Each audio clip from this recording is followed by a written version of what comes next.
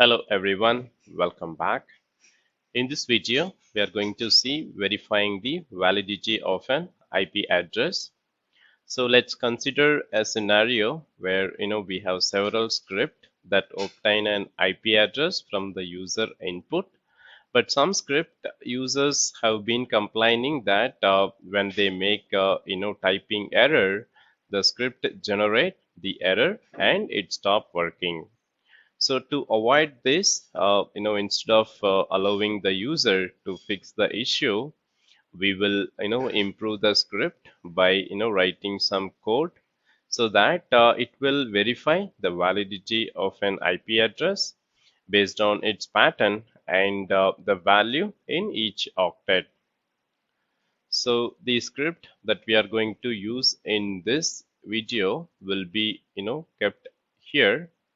So I'll give the script in the description link so that you can use it for testing. So what we are going to do is first identify a regular expression that can verify the pattern of the IP address. So here we will be using this regular expression to to verify the pattern of the IP address. As you can see here, we are getting the IP address input and we are just verifying it. If this is valid, we will write it's valid. If it is not matching, then we will write to pattern is not valid. And similarly, in the next option, we will identify a method for dividing the IP address into octet that we can use to evaluate between 0 to 255. As you know, the IP ranges falls between 0 to 255. Here we are using the variable name called octets, and here we are splitting that into the value from 0 to 255. And if that falls in this range, it will print it's a valid, and if it is not, then it will print it's a not valid. So let's just create an script with this and we'll verify.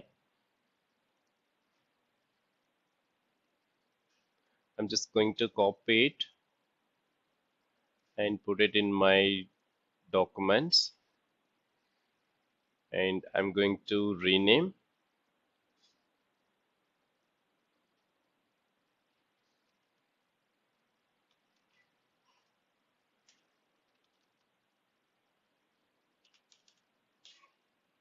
.ps1.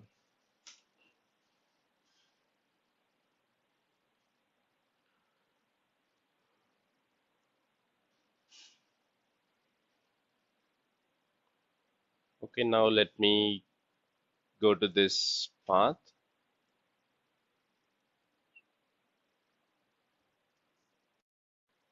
Okay, right now I'm in the documents, and you can see that verify-ip.ps1. So if I run that,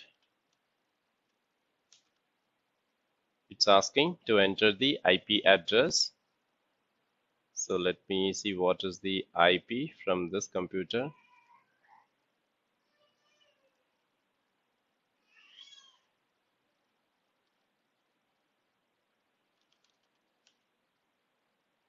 One 172.16.0.40. Okay, so it says IP pattern is valid and octet 172 is valid. So it is checking each octet what we have entered. So let's say if I run any the wrong one, 172.16.0.256.